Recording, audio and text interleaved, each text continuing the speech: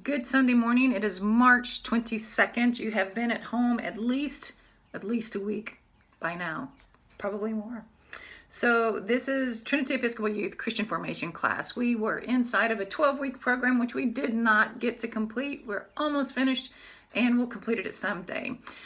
During that time, we're going to just talk about biblical characters. Today, we're going to start with Jonah and the Great Whale. I mean, this is a fantastic story of adventure, and yet it also holds a great account of God's grace, even for those who are considered wicked. So Jonah is a minor prophet, and unlike other minor prophets who have different messages for different people under different circumstances, you have Jonah that has one story, one message. It's a very short book. It's only 4 chapters long. And guess what? I'm going to read the whole thing to you. Isn't that exciting? It actually is a good story. So just hang in there. Wish I had graphics to throw in, but I'm not that tech savvy. So you can follow with me. If you want to pause the video. I'm going to use the NIV translation, and it's just simply the book of Jonah. So the word of the Lord came to Jonah. Go to the great city of Nineveh and preach against it, because its wickedness has come before me. But Jonah, he ran away from the Lord, and he headed for Tarshish. He went down to Joppa, where he found a ship bound for that port. After paying the fare, he went aboard and sailed for Tarshish to flee from the Lord. Then the Lord sent a great wind on the sea, and such a violent storm arose that the ship threatened to break up. All the sailors were afraid, and each cried out to his own God. And they threw the cargo into the sea to lighten its load. But Jonah had gone down below deck, where he had fallen into a deep sleep. The captain went to him and said, "How can you sleep? Get up, call on your God, and maybe he will take notice, and we will not perish." Then the sailors said to each other, "Come, let us cast lots to find out who is responsible for this calamity." They cast lots, and the lot fell on Jonah. So they asked him, "Tell us, who is responsible for making all of this trouble for us? What kind of work do you do? Where do you come from? What is your country? From what people are you?" And he answered and he said, "I am a Hebrew. I worship the Lord, the God of heaven, who made the sea and the dry land." This terrified them, and they asked, "What have you done?" Now they knew that he was running away from the Lord, because he had already told them so. The sea was getting rougher and rougher, so they asked him, "What should we do to make the sea calm for us?" "Pick me up and throw me into the sea," he replied, "and it will become calm. I know that it is my fault that this great storm has come upon you." Instead, the men did their best to row back to land, but they could not, because the sea had grown even more wild. Then they cried out to the Lord and said, "Please, Lord, do not let us die for taking this man's life. Do not hold us accountable for killing an innocent man, for you, Lord, have done as you have pleased." Then they took Jonah and they threw him overboard, and the sea grew calm. At this, the men greatly feared the Lord, and they offered a sacrifice to the Lord and made vows to him. Now the Lord had provided a huge fish to swallow Jonah, and Jonah was in the belly of the fish for 3 days and 3 nights. And the Lord commanded the fish, and it vomited Jonah onto dry land. Then the word of the Lord came to Jonah a second time. "Go to the great city of Nineveh and proclaim to it the message that I give you." Jonah obeyed the word of the Lord and went to Nineveh. Now Nineveh was a very large city. It took 3 days to go through it. Jonah began by going a day's journey into the city and proclaiming, 40 more days and Nineveh will be overthrown." The Ninevites believed his word.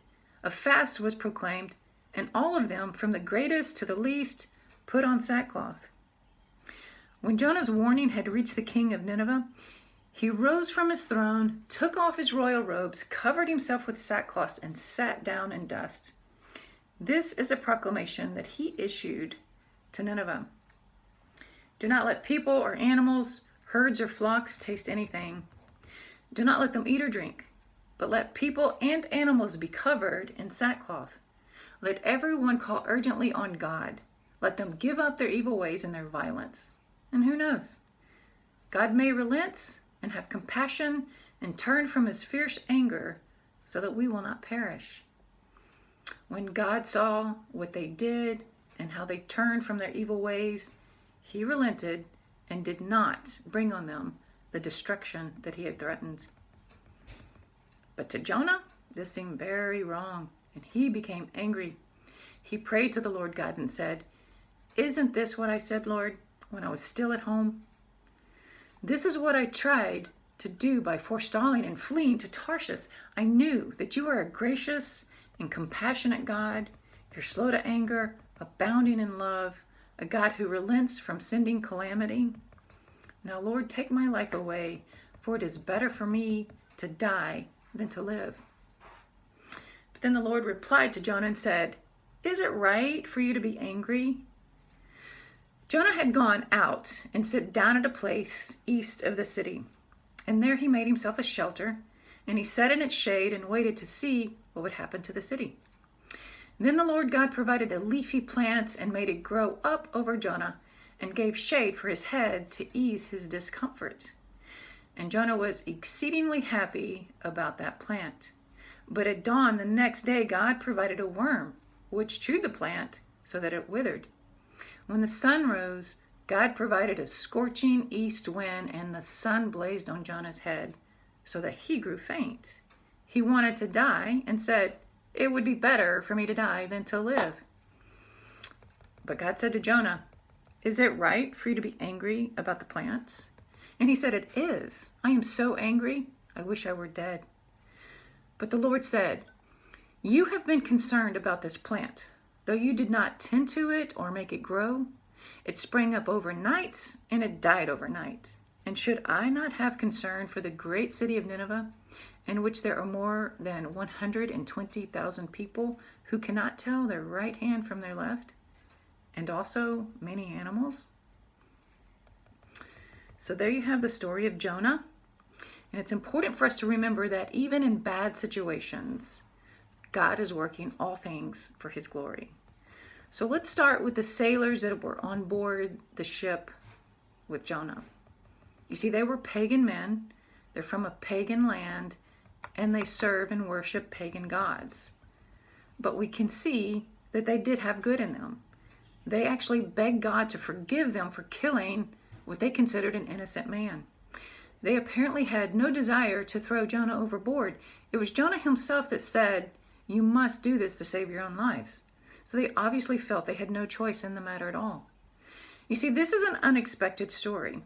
We have a prophet, a man of God, who's actually running away from his God, in contrast to the pagan sailors whose lives were actually changed. You see, that sailors ended up fearing God. They made a sacrifice to him, and then they make vows to serve him. This is incredible. Next, we see the great city of Nineveh, which, by the way, were enemies of the Israelites. God tells Jonah to go to this great city and to tell them to turn away from their wickedness. Okay, I'm guessing that at this point, Jonah has two problems. Number one, he doesn't want to walk into enemy territory telling bad people to stop doing bad stuff. I mean, can you imagine this situation? It's like one of us walking into a biker bar and telling these guys that you need to stop living this way and you need to come to church with me. I mean, we might do some goods, but we might not walk out alive, right? So I can understand Jonah's hesitation in this situation. The second reason Jonah may not have wanted to go in is because he wanted to keep God all to himself. You see, God was a God of the Hebrews, not the God of the Ninevites. We see this with Jonah's confession to God when he said, "I know that you are a gracious God. You're merciful, you're slow to anger, and you're abounding in steadfast love." This is a beautiful saying that Jonah had said to the Lord. But it was very selfish. He wanted to keep that steadfast love to himself. You see, Jonah didn't want God to bless Nineveh. They were the enemies. So to Jonah, this would be a lose-lose situation. If he went and they didn't like what he said, they would probably kill him. But then if they did repent and turn to the Lord, then the Lord would show his steadfast love. And that's not what Jonah really wanted for his enemies. You see, this is a real topsy-turvy story. We have the good guy acting bad. Then we have the bad guys acting good and responding to the Lord. And it doesn't end there. You see, Jonah is still hopeful that Nineveh might be destroyed. So he goes outside of the city in what is described like a desert where it's very hot. And he sits there and he waits to see what would happen. So this is where God makes a really good point and he brings everything home. He's about to tell us, the reader, why he's asked Jonah to go in the first place. He causes this great leafy plant to grow up and to provide shade for Jonah. And the Bible tells us that Jonah is exceedingly glad. He's not just a little bit happy about this plant. He's very happy about this plant. As a matter of fact, this is the only time we see Jonah happy in the whole story. But the very next day, God appointed a worm and then a scorching wind to cause that plant to wither and die away. And now Jonah is angry again. Surprise, right? He's so angry, he says that he would rather die. That's pretty angry.